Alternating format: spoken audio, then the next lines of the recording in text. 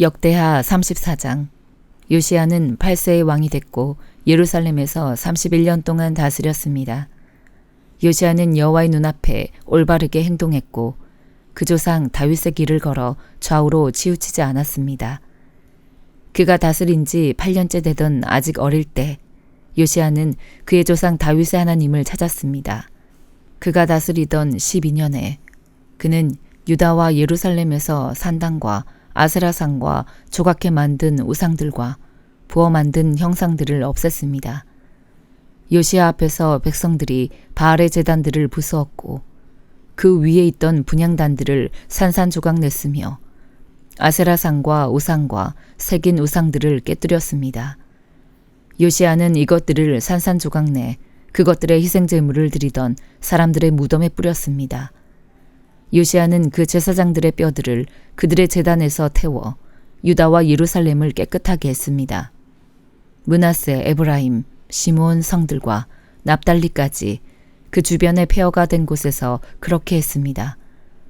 요시야는 제단들과 아세라상을 부수고 우상들을 가루로 만들며 이스라엘 온 땅의 모든 분향단을 찍어내고 예루살렘으로 돌아왔습니다. 요시야가 다스리던 18년에 그 땅과 성전을 깨끗하게 하려고 아살랴의 아들 사반과 그 성의 지도자 마아세야를 역사를 기록하는 사람 요아스의 아들 요아와 함께 보내 그의 하나님 여호와의 성전을 수리하게 했습니다. 그들은 대제사장 hil기야에게 가서 하나님의 성전에 바쳐진 돈을 주었습니다. 그 돈은 문지기들인 레위 사람들이 므낫세, 에브라임과 이스라엘에 남은 모든 사람들과 온 유다와 베냐민 사람들과 예루살렘에 사는 사람들에게서 거둔 것이었습니다. 그들은 그것을 여호와의 성전 일을 감독하도록 세운 사람들에게 맡겼습니다. 이 사람들은 성전을 보수해 건축하는 일꾼들에게 그 돈을 주었습니다. 그들은 다듬은 돌과 나무를 사도록 목수와 건축하는 사람들에게 돈을 주었으며 유다 왕들이 헐어버린 건물의 천장과 들보를 만들게 했습니다. 그 사람들은 성실하게 일했습니다. 그들을 감독하고 지시하는 사람들은 레위 사람들로 무라리 자손들인 야학과 오바데야, 그앗 자손들인 스가랴와 무슬람이었습니다. 악기 연주에 익숙했던 모든 레위 사람들도 함께 했습니다. 그 사람들은 또한 짐꾼들을 관리했고 모든 일에 있어서 기술자들을 감독했습니다. 몇몇 레위 사람들은 관리, 서기관, 문지기가 됐습니다. 그들이 여호와의 성전에 들어가 드려진 돈을 꺼내고 있을 때 제사장 hil기야가 모세에게 주신 여호와의 율법책을 발견했습니다. hil기야가 서기관 사반에게 말했습니다. 내가 여호와의 성전에서 율법책을 발견했습니다. 그는 율법책을 사반에게 주었습니다. 그러자 사반은 그 책을 왕에게로 가져가서 말했습니다. 왕의 관리들이 맡겨진 모든 일을 잘하고 있습니다. 그들은 여호와의 성전에 있던 돈을 잘 처리해 감독관들과 일꾼들에게 맡겼습니다. 그러고 나서 서기관 사반은 왕에게 말했습니다. 제사장 hil기야가 제게 책 한 권을 주었습니다. 그리고 사반은 왕 앞에서 그것을 읽었습니다. 왕은 율법책에 있는 말씀을 듣고 자기 옷을 찢었습니다. 왕은 제사장 hil기야, 사반의 아들 아이감, 미가의 아들 압돈, 서기관 사반, 왕의 시종 아사야에게 이렇게 명령을 내렸습니다. 너희는 가서 나와 백성들과 온 유다를 위해 지금 발견된 이 책에 기록된 것에 대해 여호와께 여쭤보라. 우리 조상들이 여호와의 말씀을 지키지 않았기에 우리에게 내린 여호와의 진노가 너무 크다. 우리는 이 책에 기록된 모든 것을 따르지 않았다. hil기야와 왕이 보낸 사람들은 여예언자 훌다에게 갔습니다. 훌다는 하스라의 손자이며 도카스의 아들로 예복을 관리하는 사람 살룸의 아내였습니다. 훌다는 예루살렘의 둘째 구역에 살고 있었습니다. 훌다가 그들에게 말했습니다. 이스라엘의 하나님 여호와께서 말씀하시니 너희를 내게 보낸 그 사람에게 말하라. 여호와가 말한다. 내가 유다 왕 앞에서 읽힌 그 책에 기록된 모든 재난을 이곳과 그 백성들에게 보내려 한다. 그들이 나를 버리고 다른 신들에게 분향해 그들 손으로 만든 모든 우상들로 내 진노를 자아냈으니 내 진노가 이곳에 쏟아져서 꺼지지 않을 것이다. 너희를 보내 여호와께 여쭤보게 한 유다 왕에게 말하라. 이스라엘의 하나님 여호와께서 네가 들은 그 말에 관해 말하건대 네가 이곳과 백성들에 대해 하나님이 말한 것을 듣고 네 마음이 약해지고 또 네가 하나님 앞에서 겸손해져서 네 옷을 찢고 내 앞에서 통곡했으니 나도 네 말을 듣겠다. 여호와가 말한다. 그러므로 내가 너를 네 조상들에게 가게 할 것이고 너는 평화롭게 묻힐 것이다. 너는 내가 이곳과 여기에 사는 사람들에게 내릴 그 모든 재앙을 보지 않을 것이다. 그들은 그 대답을 왕에게 전했습니다. 왕은 유다와 예루살렘의 모든 장로들을 불렀습니다. 그는 유다 사람들과 예루살렘 사람들과 제사장들과 레위 사람, 곧 크고 작은 모든 백성들을 데리고 여호와의 성전으로 올라갔습니다.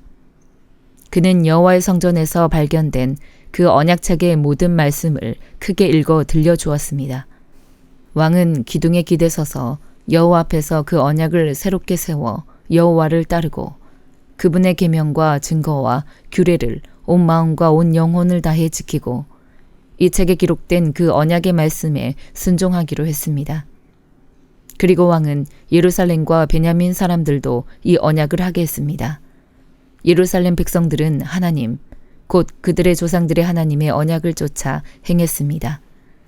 요시야는 이스라엘 백성들이 사는 모든 땅에서 우상들을 없애고 이스라엘에 있던 모든 사람들이 그들의 하나님 여호와를 섬기게 했습니다. 그가 사는 동안 그들은 그들의 조상들의 하나님 여호와를 따랐습니다. 요한계시록 20장. 그때 나는 한 천사가 하늘에서 내려오는 것을 보았습니다. 그는 손에 무저갱의 열쇠와 큰 사슬을 가지고 있었습니다. 그는 용, 곧 마귀이며 사탄인 옛뱀을 붙잡아 1000년 동안 묶어 무저갱에 던져 잠그고 그 위에 봉인해 1000년이 차기까지 다시는 만국을 현혹하지 못하도록 했습니다. 일 후에 그는 잠시 동안 풀려나야 할 것입니다. 또 내가 보좌들을 보니 그 위에 사람들이 앉았는데 심판할 권세가 그들에게 주어졌습니다. 그들은 예수의 증언과 하나님의 말씀으로 인해 목배임을 당한 사람들의 영혼들과 짐승과 그의 우상에게 경배하지 않고 자신들의 이마와 손에 표를 받지 않은 사람들입니다. 그들은 다시 살아나 그리스도와 함께 1000년 동안 통치했습니다. 나머지 죽은 사람들은 1000년이 차기까지 다시 살아나지 못했습니다. 이것이 첫째 부활입니다. 이 첫째 부활에 참여하는 사람은 복되고 거룩합니다. 이들에게는 둘째 사망이 아무 권세도 갖지 못합니다. 그들은 하나님과 그리스도의 제사장들이 돼 그와 함께 1000년 동안 통치할 것입니다. 1000년이 다 차면 사탄이 그 옥에서 풀려날 것입니다. 그는 옥에서 나와 땅의 사방에 있는 나라들, 곧 곡과 마곡을 현혹해 전쟁을 위해 그들을 직결시킬 것입니다. 그들의 수는 바다의 모래알과 같을 것입니다. 그들은 평원으로 올라와 성도들의 진, 곧 사랑받는 도성을 에워쌌습니다. 그러나 하늘에서 불이 내려와 그들을 삼켜버렸습니다. 그리고 그들을 현혹했던 마귀는 짐승과 거짓 예언자가 있는 불타는 유황못에 던져졌습니다. 그들은 영원토록 밤낮 고통을 당할 것입니다. 또 나는 희고 큰 보좌와 그 위에 앉으신 분을 보았습니다. 땅과 하늘이 그의 얼굴 앞에서 사라지니 흔적도 찾아볼 수 없었습니다. 그리고 나는 큰 사람이든 작은 사람이든 죽은 사람들이 그 보좌 앞에 서 있는 것을 보았습니다. 책들이 펼쳐져 있는데 또 다른 책, 곧 생명의 책도 있었습니다. 죽은 사람들이 책들 안에 기록된 대로 심판을 받았는데 그 안에는 그들의 행위가 기록돼 있었습니다. 또 바다는 그 속에 있던 죽은 사람들을 내놓고 사망과 음부도 그 속에 있던 죽은 사람들을 내놓았습니다. 그리고 각 사람은 자기가 행한 것에 따라 심판을 받았습니다. 그러고 나서 사망과 음부도 불못에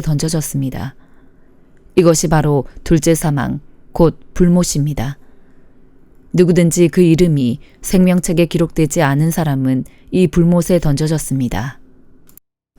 말라기 2장. 오 제사장들아, 이제 이 훈계는 너희를 위한 것이다. 너희가 듣지 않으면, 곧 너희가 내 이름을 경외하겠다고 마음을 다지지 않으면 내가 너희 위에 저주를 보낼 것이고 내가 너희 복을 저주로 만들 것이다. 만군의 여호와께서 말씀하셨다. 그렇다. 나는 이미 그 복을 저주로 만들었다. 너희가 나를 경외하겠다고 마음을 다지지 않았기 때문이다. 보라, 너희로 인해 내가 너희 자손을 꾸짖겠다. 내가 너희 절기 희생물에게서 나온 오물을 너희 얼굴에 던질 것이고 너희를 그것과 함께 없애버릴 것이다. 그러면 너희는 레위와 맺은 계약이 계속되게 하기 위해 내가 이 훈계를 너희에게 주었다는 것을 알게 될 것이다. 만군의 여호와께서 말씀하셨다. 내가 레위와 맺은 계약은 생명과 평화의 언약이다. 그가 나를 경외하도록 그와 언약을 맺었고 그는 나를 경외하고 내 이름을 두려워했다. 그의 입에는 진리의 법이 있고 그의 입술에서 죄악이라고는 찾을 수 없었다. 그가 나와 함께 평화롭고 올바르게 행했고 많은 사람을 죄악에서 돌아오게 했다. 제사장의 입술은 지식을 담아야 하고 사람들은 그의 입에서 율법을 찾는다. 그는 만군의 여호와의 사자이기 때문이다. 그러나 너희는 그 길에서 벗어났고 네 법으로 많은 사람들을 걸려 넘어지게 했다. 너희는 레위와 맺은 계약을 깨뜨렸다.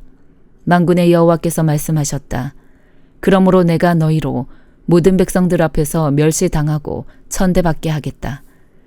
너희가 내 길을 지키지 않고 율법을 적용함에 있어서 치우침을 보였기 때문이다. 우리 모두가 한 아버지를 모시지 않았느냐? 한 하나님이 우리를 창조하지 않으셨느냐? 왜 우리가 형제끼리 신뢰를 저버려 우리 조상들이 받은 계약을 욕되게 하는 것이냐?